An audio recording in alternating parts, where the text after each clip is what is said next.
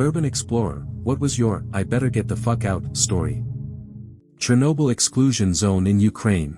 I was there in April 2011, right after the 25th anniversary, and booked a personal guide for 2 days in the zone so I could photograph without being on a bus with a bunch of other people. After the first couple of hours on the first day, the guy realized that I was not there for a tour and just wanted to shoot, and he ended up leaving me to my own devices most of the time. We would pull up in a part of the city of Pripyat, and he would say, "This is the hospital, make sure to look at the top levels, be careful in the room on the far side of the roof, and do not go down to the basement. I will be in the car, come back in 1 hour." It was my fucking wet dream as a photographer who loves urban decay and abandoned places. One thing that stuck out the most was how uncomfortably quiet it is. You are in a city, but there is no noise at all aside from wildlife. At times it really felt like I was the last person on Earth. Obviously you have a Geiger counter with you, because of the whole nuclear reactor explosion and everything, and while there is mostly fairly low background radiation around most of the city, some parts even have less than certain major cities around the world, there are still pockets you should not spend too much time in. You expect to get a larger than normal dose of radiation just by being there, but you want to minimize it as much as you can, for obvious reasons. You get used to the steady tick of the counter as you walk around. It fluctuates from time to time but mostly just becomes background noise. As I was going around this hospital, I was getting lost in the emotion of photographing and finally being in this place I had read so much about growing up. I came to the end of a floor and entered the stairwell to go up. The sudden spike in ticks followed immediately by the alarm on the Geiger counter startled the absolute bejesus out of me. You know that falling feeling from those hypnic jerks that suddenly jolt you awake? It was like that, but stretched over about 5 seconds. One strange thing about radiation is that unless you are getting a lethal dose, there is no smell, taste, or feeling. There was nothing in this stairwell that should have been hot like that. For whatever reason a pocket of radiation had settled there, and without the counter screaming at me I would not have known anything was wrong. Deadly? Nowhere near it, but enough to be concerned about. Probably should not stay here too long, I thought, so I took a quick snapshot, got the fuck out, and moseyed off to the other end of the hospital to use the other stairwell. Scared the shit out of me. A buddy of mine and I were exploring a partially active hospital with a lot of long-abandoned buildings on the campus. We were in a room where there had been a fire, and a bunch of metal baby cribs looked really creepy, covered in black soot. I framed up a shot but needed to move backward for the composition. Back, and eventually out the window. I could no longer see my friend, who was framing up his own shot. All of a sudden, a figure passed in front of me on the other side of the window. I thought it was him, but it turned out to be some tweaker brandishing a piece of iron pipe and yelling about how to get on the roof. He did a full circle around the room in a power walk, slapping the pipe into his palm, and it was not apparent if he even noticed us. He disappeared into another room of the building, and both my friend and I were super thankful that he had not knocked us on the head and stolen our gear. That was a first, for sure. When we saw him hours later on the roof, he was yanking copper wiring from a fuse box. He was muttering about his flashlight batteries dying. I gave him a handful of batteries and told him good luck. I kind of felt like it was karma to pay him back for not murdering us. I have a creepy not-so-urban exploration story. Me and 3 friends were on our way to a hiking trip in the mountains. Instead of staying in motels along the way, we would save money and camp at some campsites. When we got to the first campsite we had reserved, we had to call the property owner. He came out, gave us a form to sign, we paid, and he left. Cool. In the morning before sunrise, we ate breakfast, packed our tents, and were about to hit the road, but we decided to walk around to waste some time and explore as the sun came up. It was an old Boy Scout camp that was apparently no longer in use, judging by the faded signage, and it was completely desolate and abandoned except for us. We walked past a couple of overgrown and unkempt sites, and just as we were about to leave, we saw colored RGB lights through the leaves in the woods. RGB party lights in the middle of the woods. Very odd. So we trailblazed about 30 yards through the woods and grass into this clearing. In the clearing were these 10 by 10 foot raised wooden square gazebo camp huts with mosquito netting around them, 6 of them arranged in a circle, with cots and stuff, tin roofs, and stairs to get up into them. The railings had party string lights, some of them still on, powered by electrical boxes. Except the creepy and odd thing was that no one was here. Personal items were strewn everywhere. Travel bags, blankets, sleeping bags still on cots or on the ground, shirts, pants, beer cans, all covered with tree debris and decaying, untouched for at least a couple of weeks, if not months. Raccoons had gotten into some of the bags because they had scratch marks. Fascinated by our abandoned party discovery, we explored further and went into one of the huts. One of them even had a mini fridge. It was not plugged in but had some beers inside. I noped out of there when I explored the next hut. I wandered off alone, opened the door to the next hut, and found someone's glasses and a half-eaten, rotten, moldy sandwich on a plate on the camp table between the two cots. It was as if whoever was staying there had gotten up and run off in a hurry. From what, who knows? But seeing someone's personal glasses and bite marks in a very old sandwich, it kinda hit me that something here was very off. I showed my discovery to my friends, and we all shared the same unease, so we dipped out of there. We informed the property owner by text about the concerning mess we found when we checked out, and he never responded. Definitely an odd discovery. I am not really an urban explorer, but I did some urbex with experienced friends. Since I live in Paris, we decided to go to the Paris Catacombs, not really the best place to start as a newbie. We had to crawl through tight spaces, walk in water-filled hallways, and all that, but honestly it was not bad. We met some other nice people, had lunch, etc.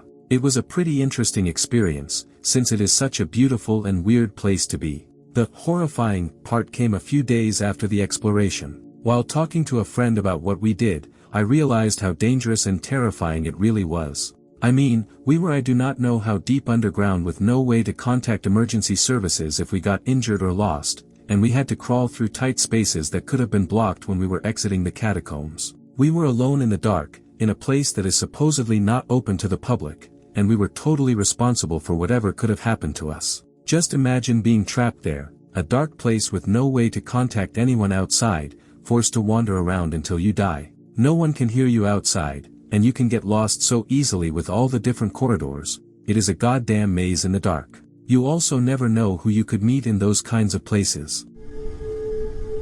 A friend and I went to explore an abandoned hospital in our town. It had a long road that spiraled up a hill to the hospital, and on the left side of the road was fairly thick woods up a steep incline. As we were walking up the old road, the girl I was with stopped me and said she heard footsteps up in the woods. Sure enough, as we started walking again, you could hear the crunch crunch crunch of someone keeping pace with us, but with the steep incline and the thick woods to the side of the road, you couldn't see who it was. We'd stop, the footsteps would stop, I'd call out, but no one would answer. Very creepy vibe. We ended up going all the way up to the hospital, then climbed the old stairs that led to the roof, which had a fantastic view of the surrounding area, and walked around a bit until we came to a very large chimney, about 4 by 4 feet square.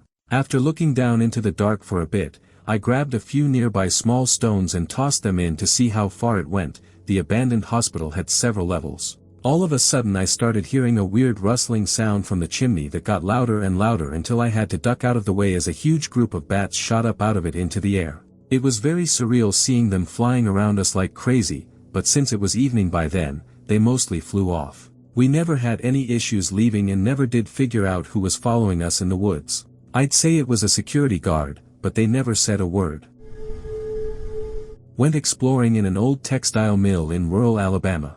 It was easy enough to hide your car for parking, and you could even pull your car onto the site if you had four-wheel drive. We went often, and one time we parked right in the middle of the mill's back lot and decided to climb the ladders to the roof. Once we got to the roof, the sun started setting, so we got our headlamps ready, watched the sunset, and then decided to head back down. As we were walking to the ladder, my car alarm down below started going off, and immediately, from the rooftop across from us, someone flashed a flashlight at us, but they never said a thing.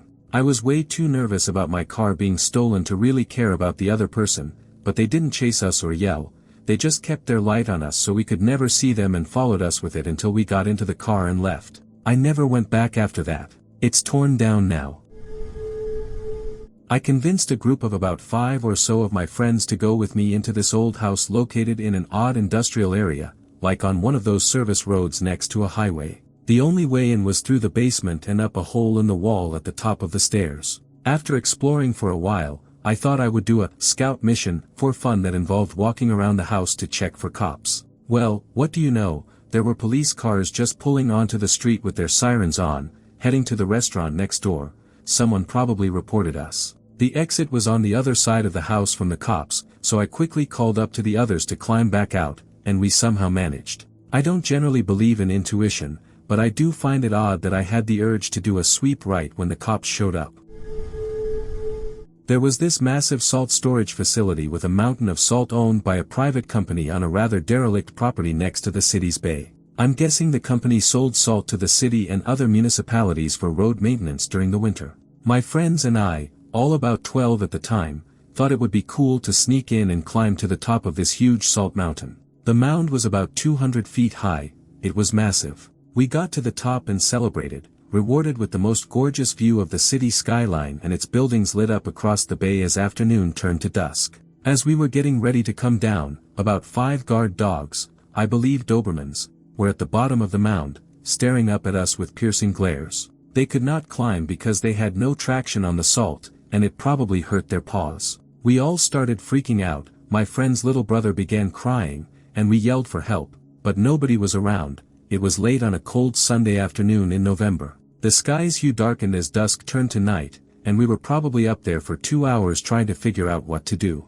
We finally went silent, lay flat, and acted as if we had disappeared. The dogs must have gotten bored or distracted and eventually wandered away. We kept watching, and when they did not return for about 20 minutes, we scrambled down the mound as fast as we could and made a mad dash for the fence through which we had entered, luckily all getting out safely. Our parents were pissed, ready to call the cops because none of us came home by dark. It was easily one of the scariest moments of my childhood.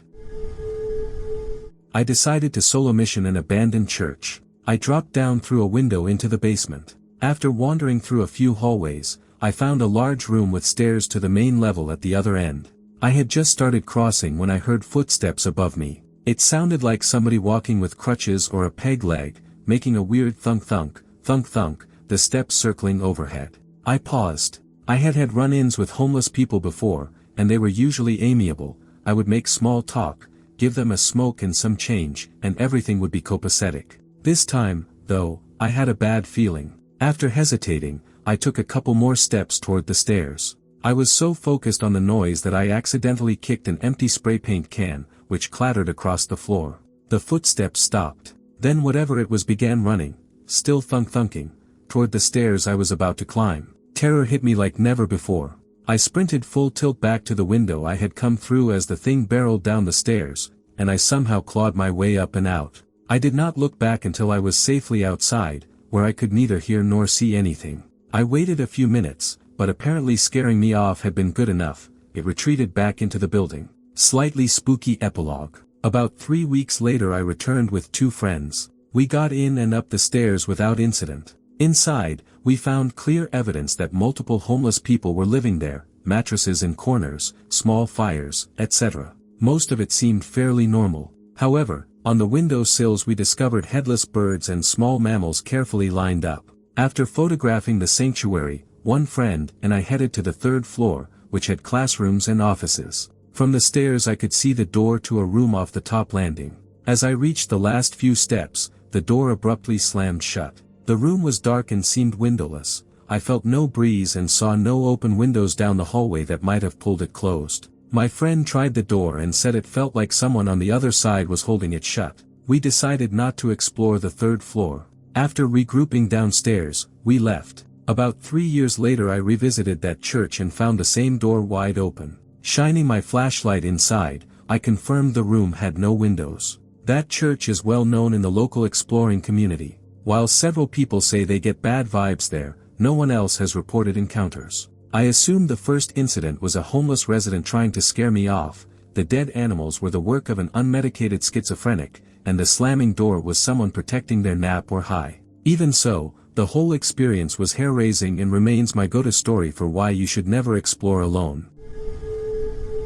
I was 16 or 17, so like 2006-ish, hanging out in a park in a western suburb of Chicago with some friends. It's a medium-sized forest preserve with a big industrial lot leading to the parking lot, then a prairie area, and finally a big old forest with paths. We were walking around the forest for a few hours in the early afternoon and saw some random pentagrams, honestly nothing super out of the ordinary, but they seemed concentrated near this field that was probably about 2,000 square feet of 4-foot-tall grass. For whatever reason I thought it would be fun to walk into the middle of the grass field. Right in the dead center there was an 8-foot long, 3-foot wide rectangle of freshly dug ground, like it was perfect for a body. Because the grass was so tall it was almost totally covered, but when I moved the grass back it looked like a burial mound. I told my friend we had to leave, so we beelined back to the parking lot. My friend doesn't smoke in his car, so we had a cigarette next to it. A cop pulled up, and since we were underage we flicked our cigarettes and started to get in the car. The cop turned on his lights and stopped us. Once he saw we were kids he said something like, "Better get out of here, it's not a good place to be after dark."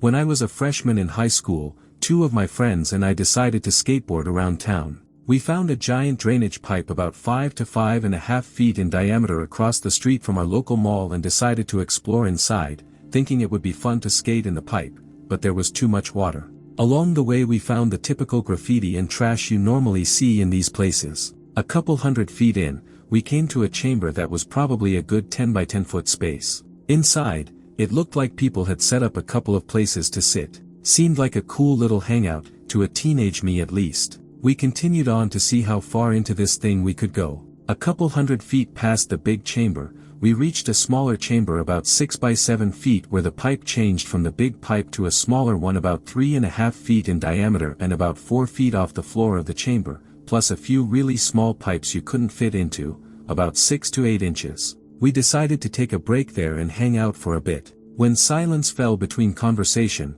we heard what sounded like footsteps. We all stopped talking completely to listen and make sure we were hearing correctly. Sure enough, we heard someone trekking through the water at a normal pace, no noise besides dripping water and those footsteps. I was sure if we could hear their footsteps, they could hear us talking. We decided we didn't want to encounter whoever this person was, so we noped it down this smaller tube that was just big enough for us to sit on our knees on our skateboards and push ourselves with our hands. We ended up about 3/4 of a mile away from where we entered, popping out of a manhole cover in the middle of a parking lot on the opposite side of the mall, luckily not having a car run us over in the process. I don't know who the footsteps belonged to, but they creeped us out.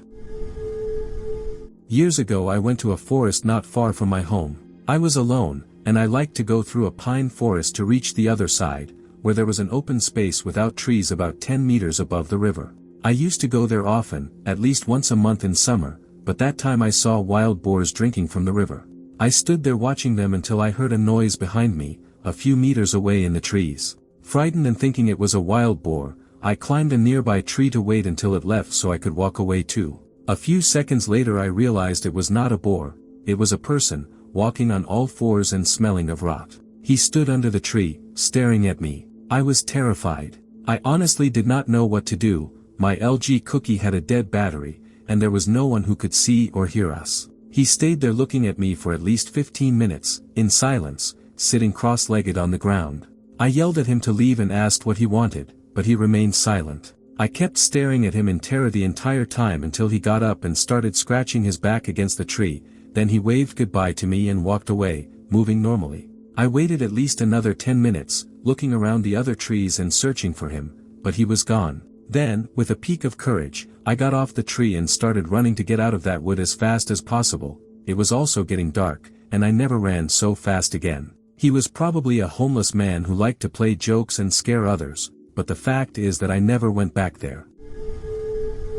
My wife and I were exploring a huge, old YMCA-type building in Detroit. The place was completely intact, all doors and windows boarded shut except for one. Even though it was midday, the interior was completely dark, forcing us to navigate with flashlights. It was a typical old Detroit building with all wood floors, some carpeted over, that made a fair amount of noise as we moved around. I think it was 4 or 6 stories tall, about half a city block long and somewhat narrow. The place had been added on to several times, which gave it a disjointed, maze-like quality. We slowly worked our way from one end to the other, just seeing what we could see. We'd been in there for an hour or two and had made it all the way to the front entrance, boarded up and sealed from the outside, when we first heard someone else moving around inside. The sound seemed to come from deeper in the building and on a different floor. We had come upon other explorers in the past and it was no big deal. We usually gave each other a wide berth. This building was boarded up so tightly and was so dark that it felt really claustrophobic.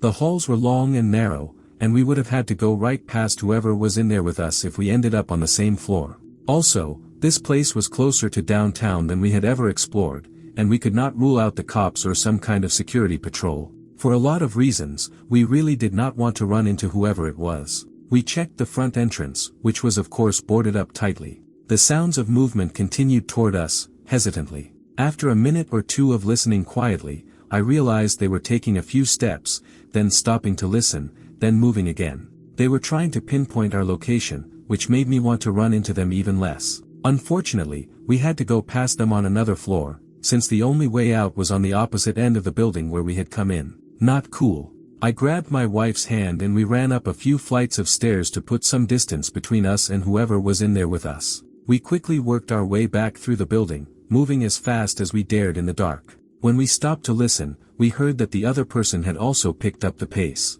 They were moving quickly, maybe 2 or 3 floors below us, and apparently no longer cared about being heard. God damn it. It took us roughly 20 minutes to work our way back to the back entrance where we had come in. The other party tried to find us the entire time. It felt like we were trapped in a B-horror movie. Fortunately, we were quicker than they were and got the hell out of there before they could catch us. We ran back to where we were parked and drove away before they came out. We never did see who it was.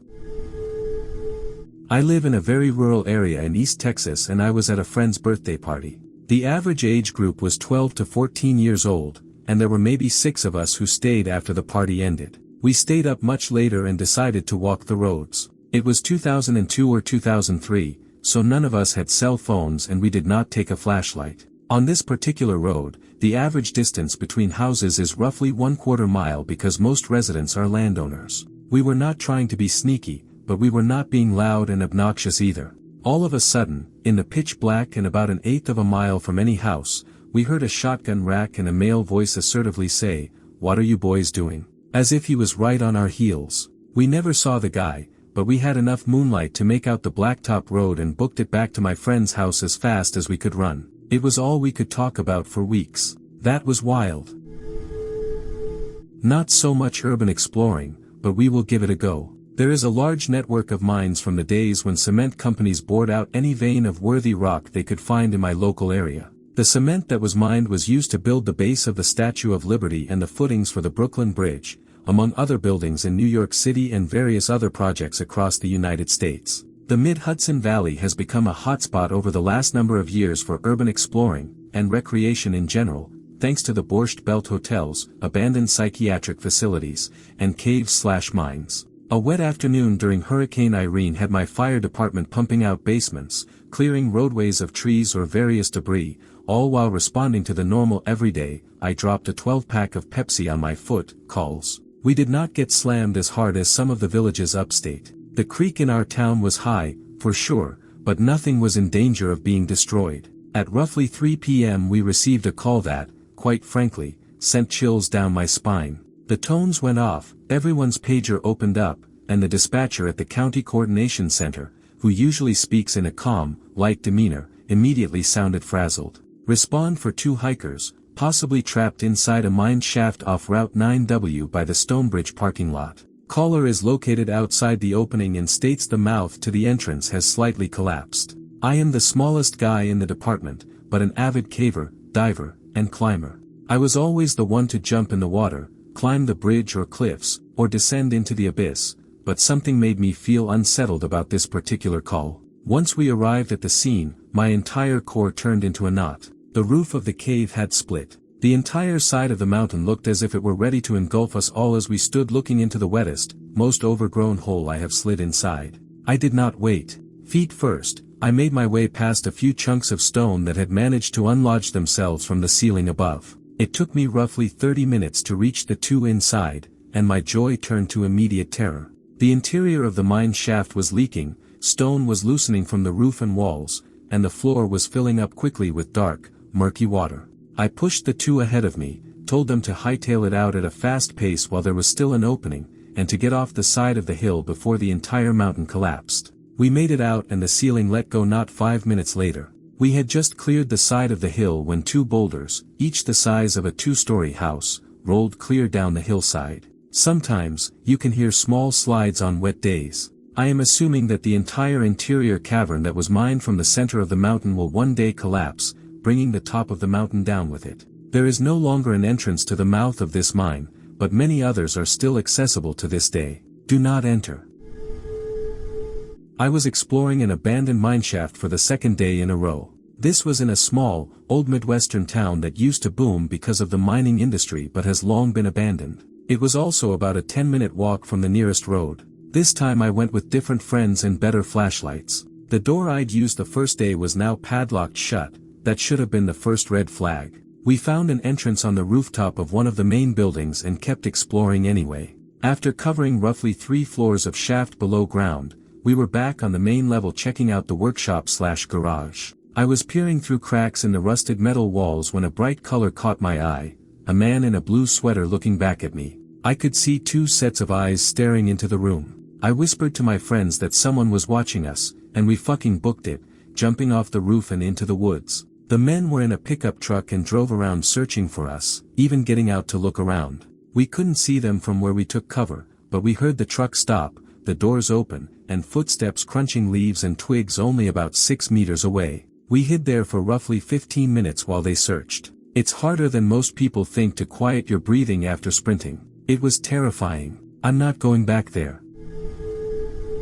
I once explored an old stormwater filtration plant. The lower levels of the main buildings were flooded, which was super creepy, and the place was pretty overgrown. It was my second visit, and I wanted to see more than I had last time. A friend and I had the bright idea to climb into one of the pipes that had an open manhole cover. It was really stupid for a bunch of reasons. We figured we had a pretty good guess where it would come out, because there was another manhole on the other side of the compound in line with the pipe. But when we got there it was welded shut. The worst part was when we turned to go back and realized we had been slowly going downhill. The pipe was slimy, and for a minute it seemed like we would not be able to go back the way we had come. I have never felt that level of claustrophobia before or since. I went urban exploring on an abandoned college campus that was due to be demolished, and it was pretty cool, with some really nice graffiti. At the time I kept sending video messages to a friend, showing myself roaming around and looking at everything. The area was basically a single building in a giant lot with nothing else on it, right in the middle with about 100 meters of open space on every side. The building was 3 stories tall, and the ground floor had an open area where there appeared to be an abandoned car. I was messing around, looking at the graffiti and the random junk everywhere and recording videos for my friend, when I finally went to film the graffiti right next to the car. I started recording, and, what do you know, the car turned on. I immediately threw my hands up and pointed toward the gate to gesture, sorry, did not realize someone was here, I will be on my way, but the guy started blaring the horn and revving the engine. Startled, I gunned it down the driveway toward the gate, and what do you know, he sped after me while still blaring the horn. Because I was running, I accidentally hit send on the video I had just taken, captioning it, 11:11, as I ran away. At this point I was right in the headlights with him behind me, so I turned off the driveway and ran over a pile of rocks, falling on the way down the other side. I scratched my knee badly, my glasses flew off and got scratched too. I grabbed the glasses and sprinted, more like hobbled, to the fence where there was some bush cover. The guy pulled up nearby and wound down the window. You could smell the car from where I was, and it was putrid. He definitely looked like he was living out of it. Adrenaline pumping, I slunk farther into the bushes but could not get over the fence, so I figured I would wait him out. I stayed there for around 20 minutes while he idled. By this point my friend was practically having a panic attack, thinking I had been murdered, and my adrenaline was wearing off while the pain from my leg set in, so I could not climb the fence quickly without him noticing. She kept messaging me, asking if I was okay, and eventually she drove to the place to rescue me. She pulled up a bit up the street, and the guy drove toward her position, which gave me the chance to climb the fence. She rushed to where I had said I was, picked me up, and we drove off. I have never been so scared in my life and have never appreciated someone more.